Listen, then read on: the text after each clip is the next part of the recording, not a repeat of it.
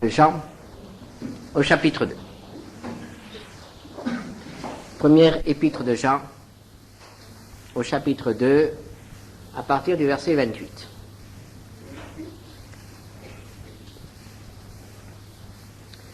Et maintenant, petits enfants, demeurez en lui, afin que lorsqu'il paraîtra, nous ayons de l'assurance et qu'à son avènement, nous ne soyons pas confus et éloignés de lui. Si vous savez qu'il est juste, reconnaissez que quiconque pratique la justice est né de lui. Voyez quel amour le Père nous a témoigné pour que nous soyons appelés enfants de Dieu. Et nous le sommes. Si le monde ne nous connaît pas, c'est qu'il ne l'a pas connu. Bien-aimés, nous sommes maintenant enfants de Dieu, et ce que nous serons n'a pas encore été manifesté. Mais nous savons que lorsque cela sera manifesté, nous serons semblables à lui, parce que nous le verrons tel qu'il est. Quiconque a cette espérance en lui se purifie comme lui-même est pur. Nous sommes maintenant enfants de Dieu, écrit l'apôtre Jean. C'est le message que Dieu lui a donné. Il a été chargé de nous dire « Vous êtes enfants de Dieu ». Il ne dit pas cela à tout le monde. Il le dit aux nouveaux chrétiens. Il le dit à ses lecteurs, ses églises, ces personnes qui ont accepté Jésus-Christ comme le Sauveur et leur Seigneur. Enfants de Dieu. Quel merveilleux nom, quel grand privilège. Je vous propose de nous arrêter un moment ce matin pour essayer d'en saisir le sens et de voir ce que cela signifie pour chacun d'entre nous d'être enfant de Dieu. Comment devient-on un enfant de Dieu? On le devient, en effet. On n'est pas enfant de Dieu par naissance. Cela ne s'hérite pas. On ne peut pas devenir enfant de Dieu par un moyen humain, quel que soit le moyen, même un moyen religieux.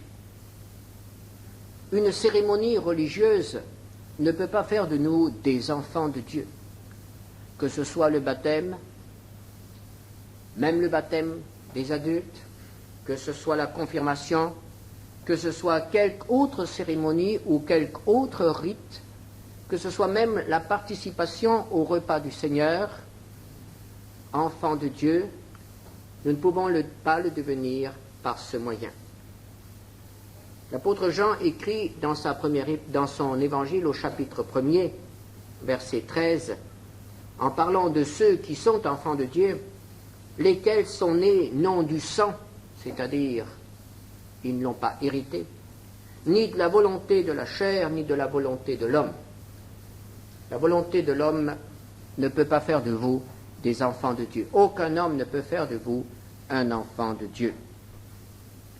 Que sommes-nous par naissance? Par naissance, nous sommes des ennemis de Dieu. Par naissance, nous appartenons à un autre maître. Jésus s'adressant à des hommes religieux de son époque, même à des chefs religieux, qui lui disaient, dans Jean 8, verset 42, « Nous avons un seul Père, Dieu. » Il se proclamait donc enfant de Dieu. « Nous avons un seul Père, Dieu. » Jésus leur répondait, « Si Dieu était votre Père, vous m'aimeriez. » Et il poursuit en disant, « Vous avez pour père le diable. » Par naissance, même si nous avons eu le grand privilège de naître dans une famille chrétienne, même si nous sommes dans une famille qui, depuis plusieurs générations, appartient au Seigneur, par naissance, nous appartenons à un autre maître. Nous ne sommes pas enfants de Dieu par naissance. Il y a certes une bénédiction. Il y a une protection spéciale pour les enfants qui naissent dans un foyer chrétien. mais ils ne sont pas pour cela enfants de Dieu. Aucun effort, aucun sacrifice, aucun prix que nous pourrions payer, serait-ce même le don de notre vie, ne pourra faire de nous, sur la seule base de ce sacrifice, un enfant de Dieu. C'est Dieu qui offre de faire de nous des enfants de Dieu. C'est Dieu qui offre l'adoption. Je ne peux pas imposer à qui que ce soit de m'adopter. L'adoption est toujours une initiative de l'adopteur, celui qui fait la démarche et celui qui choisit. Ce n'est pas l'enfant qui choisit son père, c'est le père qui choisit quel enfant il va adopter. Et c'est ainsi que l'initiative vient de Dieu. C'est Dieu qui adopte. C'est Dieu qui a pris l'initiative. C'est Dieu qui fait les démarches pour nous adopter. Et qui choisit-il? Car Dieu choisit. Il y a un choix. Et qui choisit-il? Il choisit parmi les hommes ceux qui décident d'avoir de bonnes relations avec son Fils. Il choisit parmi les hommes ceux qui reconnaissent en Jésus de Nazareth, le Fils de Dieu devenu homme, qui reconnaissent en lui le Fils de Dieu, ce qu'il est réellement, qui reconnaissent la divinité de Jésus, qui reconnaissent que la souffrance et la mort de Jésus ont été le prix payé pour que nous puissions être adoptés, et qui décident d'obéir à Jésus-Christ comme à leur Seigneur et à leur Maître, qui reconnaissent en Jésus leur Dieu. À partir de ce moment-là, lorsque ce pacte est conclu avec Jésus de Nazareth, Dieu dit, cet homme-là, je le choisis. Cet enfant-là, je le choisis. Celui-là, je l'adopte. Et il n'adoptera pas quelqu'un qui s'oppose à son fils. Et il n'adoptera pas quelqu'un qui rejette son fils ou qui reste indifférent à l'égard de son fils. Tout est déterminé par notre attitude, par notre comportement envers Jésus-Christ. Au moment même où j'accepte Jésus-Christ comme mon Sauveur et Seigneur, Dieu m'adopte. C'est la condition. Il n'y en a pas d'autre, elle est suffisante. Voulons-nous être adoptés comme enfants de Dieu? Acceptons Jésus de Nazareth comme notre Sauveur et Seigneur. Si nous reconnaissons sa souveraineté, nous devenons ses enfants.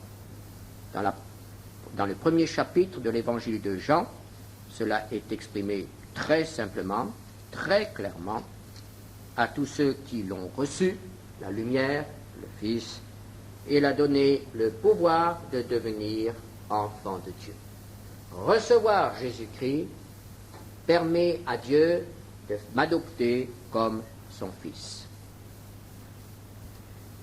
Mais Dieu va plus loin que ce que nous connaissons quant à l'adoption humaine. Quand un homme adopte un autre homme, il se crée entre ces deux hommes d'abord des liens juridiques. Il se crée aussi des liens affectifs. Mais on ne peut pas aller plus loin. L'adopté ne ressemblera pas à celui qui l'adopte. L'adopté n'aura pas le caractère de celui qui l'adopte. Il s'adaptera, il recevra une éducation qui lui permet de se sentir à l'aise dans cette famille, mais il manquera quelque chose. Il manquera quelque chose d'essentiel. Nous appelons cela les liens du sang. Il manquera la nature. L'adoption est valable sur le plan juridique, sur le plan affectif. Mais elle ne fait pas de l'enfant adopté un enfant de plein total. Il manque quelque chose. Lorsque Dieu adopte un homme, ce quelque chose-là ne manquera pas. Parce que lorsqu'un homme adopte un enfant, on signe des papiers. Mais l'enfant est déjà né. Lorsque Dieu adopte un homme, cet homme existe déjà. Mais il se passe en lui quelque chose d'extraordinaire. Il se passe en lui ce que Jésus va appeler la nouvelle naissance. Il y a une naissance qui vient de Dieu et qui intègre dans la famille de Dieu. Il y a un élément de la personne de Dieu qui vient demeurer dans celui qui est adopté. La personne de Dieu même, dans le Saint-Esprit, vient demeurer en nous. Il y a soudain des liens qui sont plus forts, plus profonds et plus durables que les liens du sang, et qui font que nous devenons participants de la nature divine. C'est ainsi que l'apôtre Pierre s'exprime lorsqu'il écrit dans 2 Pierre 1, verset 4, lesquels nous assurent de sa part les plus grandes et les plus précieuses promesses, afin que par elles vous deveniez participants de la nature divine. Et cette naissance est une naissance spirituelle. Lorsque Jésus en parle, il dit au chapitre 3 de l'évangile de Jean, au verset 6, « Ce qui est né de la chair est chair, et ce qui est né de l'esprit est esprit. » Et c'est le Saint-Esprit qui provoque en nous la naissance et qui provoque en nous la connaissance de notre filiation. Nous avons été adoptés, nous sommes devenus enfants de Dieu. Cela est attesté par la présence de l'Esprit de Dieu en nous. L'apôtre Paul écrit dans Romains 8, verset 15, « Vous n'avez point reçu un esprit de servitude pour être encore dans la crainte, mais vous avez reçu un esprit d'adoption par lequel nous crions « Abba, Père ». L'Esprit lui-même rend témoignage à notre esprit que nous sommes enfants de Dieu. C'est donc par le Saint-Esprit que nous savons que nous sommes devenus enfants de Dieu. C'est la nouvelle naissance. Et l'apôtre Jean dit, toujours dans sa première épître, au chapitre 3, verset 2, le texte que nous avons lu tout à l'heure, « Bien-aimés, nous sommes maintenant enfants de Dieu. » Maintenant. Ce n'est pas pour plus tard, c'est pour maintenant. Ce n'est pas une promesse, c'est un bien qui nous est acquis et dont nous pouvons faire usage dans notre vie de tous les jours. Nous pouvons nous comporter dans notre vie de tous les jours comme étant réellement des enfants de Dieu. L'apôtre Paul écrit aux Éphésiens, au chapitre 2, verset 19, « Ainsi donc, vous n'êtes plus des étrangers, ni des gens du dehors, mais vous êtes concitoyens des saints, gens de la maison de Dieu. » Nous appartenons à la maison de Dieu, ou, si vous préférez, à la famille de Dieu. Et c'est la raison pour laquelle l'apôtre Paul nous dit que nous pouvons appeler Dieu Père. Et Jésus, en s'adressant à ses disciples, leur a dit, quand vous allez prier, commencez par dire « Notre Père ». Vous ne vous adressez pas à un Dieu inconnu, à un Dieu lointain, mais vous vous adressez à celui qui est devenu votre Père. Paul va même plus loin et il dit que par le Saint-Esprit, nous pouvons dire « Abba » à Dieu. « Abba », c'est-à-dire le mot araméen qui peut être traduit aujourd'hui par le mot papa. Avez-vous déjà, une fois, osé dire à Dieu dans la prière, papa? Essayez. Essayez. Vous en avez le droit. Le Saint-Esprit vous donne le droit de dire papa. Il ne s'agit pas d'une familiarité. Il s'agit d'un usage de votre droit d'enfant. Le Saint-Esprit nous qualifie pour dire à Dieu Abba, papa. Et désormais, nous avons une place dans son plan. Chapitre 8 des Romains. Si nous sommes enfants de Dieu, verset 17, nous sommes aussi héritiers. Héritiers de Dieu, co-héritiers de Christ. Nous avons une place dans les pensées de Dieu. Nous avons une place dans les projets de Dieu. Nous avons une place dans la distribution des biens de Dieu. Il ne nous oublie pas. Nous avons notre part des trésors qui tient à la disposition de ses enfants. Nous sommes maintenant enfants de Dieu. Maintenant, enfants de Dieu. C'est un autre statut. Autrefois, nous étions gens, hommes de l'extérieur, étrangers. Maintenant, nous sommes enfants de Dieu. Et le Seigneur nous permet de porter le nom de notre Père. Nous portons le nom de chrétien. Chrétien, cela signifie homme de Christ, homme de la maison de Christ, homme de la famille de Christ. Est-ce que cela a des conséquences dans ma vie de tous les jours? Est-ce que le fait de porter le nom de chrétien change quelque chose dans mon comportement? Certainement. Si vous appreniez que vous avez été choisi par un grand de ce monde pour devenir son fils adoptif et son héritier, cela changerait pas mal de choses dans votre vie. C'est ainsi que l'Empire romain se transmettait. La plupart des empereurs romains n'étaient pas les fils de ceux auxquels ils succédaient. Ils étaient adoptés.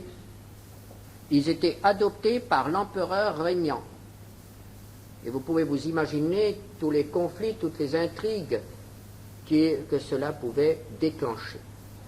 Mais lorsque un jeune homme ou un grand de l'Empire était adopté officiellement par l'empereur pour être son fils, donc son héritier, cela changeait quelque chose dans son comportement. Qu'est-ce que cela change dans notre comportement de savoir que nous sommes enfants du Tout-Puissant? Est-ce que cela change quelque chose dans ma manière de vivre, dans ma manière de travailler, dans ma manière de m'habiller, dans mes relations avec les autres? Est-ce que chaque fois que mon entourage apprend que je suis chrétien, est-ce qu'il est étonné parce qu'il ne s'attendait pas à cela, puisque rien dans mon comportement ne le laissait deviner, ou parce qu'au contraire, ou bien au contraire, il dit « Ah, je comprends, il est de cette famille-là. » Alors, c'est normal qu'il soit différent. C'est normal qu'il y a une noblesse dans son comportement. Les enfants de Dieu sont les héritiers du Créateur, du souverain de l'univers. Il y a une noblesse à être héritier. Il y a une dignité à savoir que nous sommes enfants de Dieu. Et désormais, on ne peut pas se comporter comme ceux qui n'ont pas de père, comme ceux qui sont étrangers, comme ceux qui sont ennemis de Dieu. Il y a une noblesse à porter le nom de chrétien. Et nous n'avons pas à souiller ce nom. Nous n'avons pas à le traîner dans la boue. Et nous n'avons pas à le déshonorer. Si nous portons un tel nom, nous devons avoir un comportement digne. David, un jour, a eu un comportement indigne de son statut. Vous connaissez l'histoire, mais je relèverai simplement une parole du Seigneur adressée à David. Dans le 2e livre de Samuel, au chapitre 12. 2e livre de Samuel, chapitre 12, verset 14. Tu as fait blasphémer les ennemis de l'Éternel en commettant cette action. Parce que David n'était pas n'importe qui, David était le roi selon le cœur de Dieu. David portait l'honneur de Dieu. Et c'est pourquoi sa faute, son péché, son crime, qui était fréquent à cette époque, n'importe quel despote oriental faisait de même. David pouvait dire, ils ont tous fait comme moi. Oui, mais toi, tu n'es pas comme eux. Et c'est ça la différence. Toi, enfant de Dieu, tu n'es pas comme eux. Et c'est toute la différence. Tu portes un nom glorieux. Et nous sommes responsables de l'honneur de celui qui a bien voulu devenir notre Père. Et qui nous a fait un honneur de nous introduire dans sa famille et de déposer son nom glorieux sur notre front. Et c'est la raison pour laquelle, par amour pour lui, par honneur, nous ne pouvons pas, nous ne devons pas nous comporter comme n'importe qui.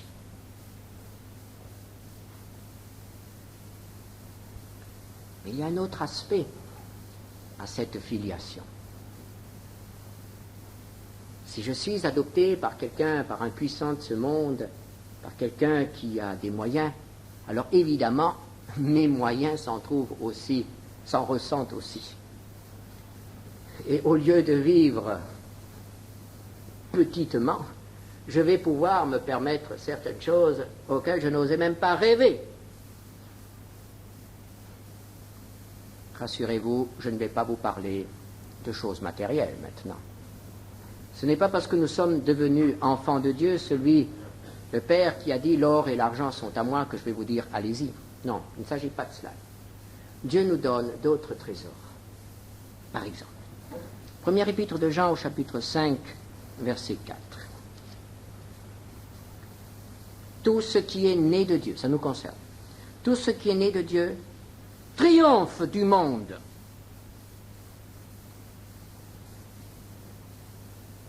Victoire. Possibilité de triompher de l'adversaire, de ses séductions, de ses convoitises, de la peur du monde, du conformisme dans lequel le monde veut nous enserrer. Nous n'avons plus à servir le monde. En tant que fils de Dieu, nous pouvons en triompher. Quelles sont les autres possibilités? Toujours dans l'évangile, dans l'épître de Jean. Jean a beaucoup de choses à nous dire à ce sujet, comme vous le voyez. Chapitre 2, verset 29. Si vous savez qu'il est juste, reconnaissez que quiconque pratique la justice est né de Dieu. Possibilité de vivre une vie juste, c'est-à-dire une vie approuvée par Dieu. Quel privilège! Dieu nous donne les moyens de vivre autrement, de vivre à sa gloire. Il nous donne les moyens de répondre à son attente, à ses exigences. Il nous donne les moyens de vivre une vie pure. Il nous donne les moyens de vivre une vie honnête.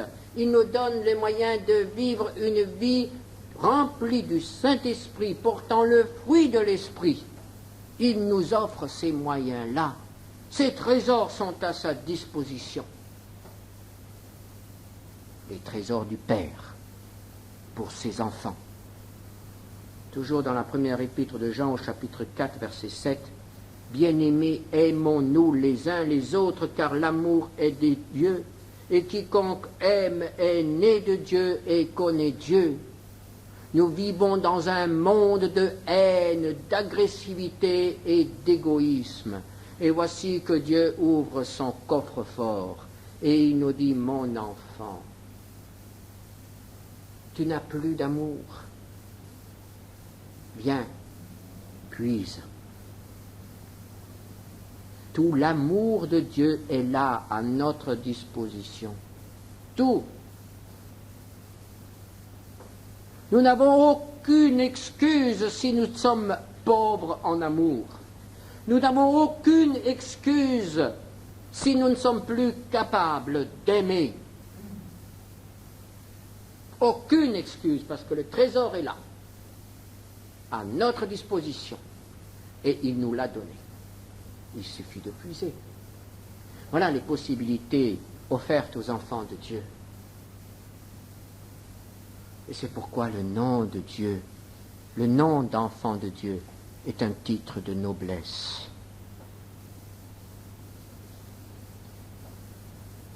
Nous sommes maintenant enfants de Dieu. Que serons-nous demain? Eh bien, demain, nous dit l'apôtre Jean, demain il va se passer quelque chose de formidable. Jésus, avant de quitter les siens, leur disait dans Jean chapitre 14, verset 2, « Il y a plusieurs demeures dans la maison de mon Père. » C'est-à-dire, il y a beaucoup de place. Nous sommes étrangers sur la terre, mais nous avons une maison au ciel. Peut-être que personne ne nous reçoit, peut-être que personne ne nous connaît sur terre, mais là où nous sommes connus, et nous serons reçus. Là-haut, il y a une place pour tout. Là où tout est joie, où tout est paix, où tout est repos, et où Dieu essuiera toute larme de nos yeux. Là-haut, où il n'y aura plus de souffrance, il n'y aura plus d'injustice. Il n'y aura plus de mort ni de deuil. Là-haut, dans la maison du Père, nous sommes attendus. Et en attendant, Dieu a un plan pour notre développement. Chaque père a un plan pour son fils, pour ses enfants. Il veut leur donner une certaine éducation. Il veut leur donner une certaine instruction. Il veut les aider à s'épanouir, à trouver leur chemin, à trouver leur voie, à devenir des adultes, tout simplement. Et quel est le plan de Dieu? Oh, il a un grand modèle. Et il nous le dit. 1 Jean 3, verset 2. Nous sommes maintenant enfants de Dieu. Ce que nous serons n'a pas encore été manifesté. Personne ne l'a vu. Mais nous savons que lorsque cela sera manifesté, nous serons semblables à lui, parce que nous le verrons tel qu'il est. Le grand modèle, c'est Jésus, le Fils de Dieu. C'est comme cela que le Seigneur veut nous avoir. C'est à cela qu'il travaille. Est-ce que vous trouvez que Dieu travaille beaucoup dans votre vie ces derniers temps? Est-ce que vous trouvez qu'il vous bouscule un peu? Est-ce que vous trouvez qu'il force un peu la marche? Ou qu'il augmente le nombre de leçons? Est-ce que les épreuves deviennent plus difficiles? C'est peut-être que le temps presse.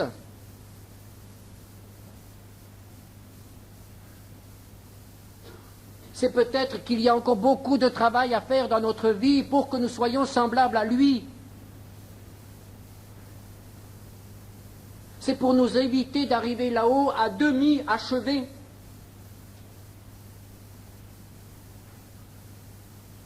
Il veut que nous arrivions le plus rapidement possible à cette stature parfaite de Christ. Et c'est pour cela que parfois il nous met encore une fois dans le creuset pour nous purifier, pour nous séparer de pas mal de choses qui sont des scories et qui rendent l'or impropre. à devenir le vase d'honneur qu'il a voulu faire de chacun d'entre nous. La gloire. Voilà la pensée de Dieu pour chacun d'entre nous. Alors, l'apôtre termine ce passage en disant « Quiconque a cette espérance en lui, quiconque a un tel avenir, quiconque connaît un tel Père, quiconque a une telle espérance, alors se purifie comme lui-même est pur. Accepte l'œuvre de purification de Dieu dans sa vie, de sanctification et de consécration. Nous avons un Père et nous devons être fiers d'avoir un tel Père, d'avoir été adoptés par lui et de porter le nom de chrétien. Sortons de cette salle la tête haute, pas par orgueil, mais par amour, parce que nous voulons le glorifier et nous voulons que le monde sache que les enfants de Dieu honorent Dieu, même si cela leur coûte très cher. Prions ensemble. Seigneur notre Dieu, tu nous permets de t'appeler Père. Quel honneur, quel privilège. Mais nous devons confesser, Seigneur, que nous avons traîné ton nom dans la boue. Seigneur, il nous est arrivé de choisir nos intérêts propres, notre plaisir, nos lubies, alors que nous savions que ton nom allait être déshonoré par cette action. Et nous l'avons fait. Nous t'en demandons pardon. Peut-être, Seigneur, que nous avons fait un travail qui n'a pas été apprécié par les hommes parce qu'il était mal fait.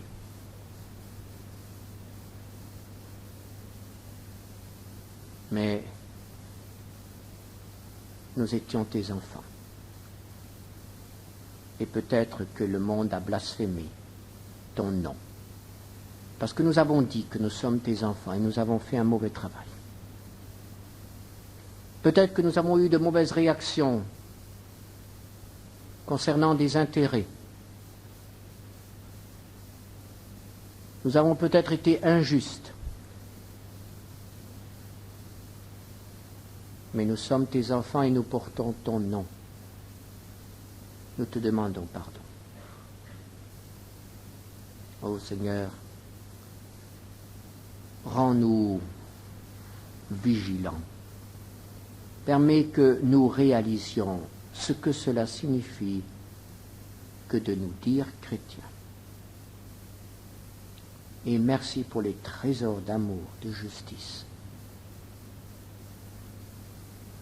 que tu mets à notre disposition. Merci parce que la victoire est là et elle peut être remportée grâce à ton amour. Sois béni.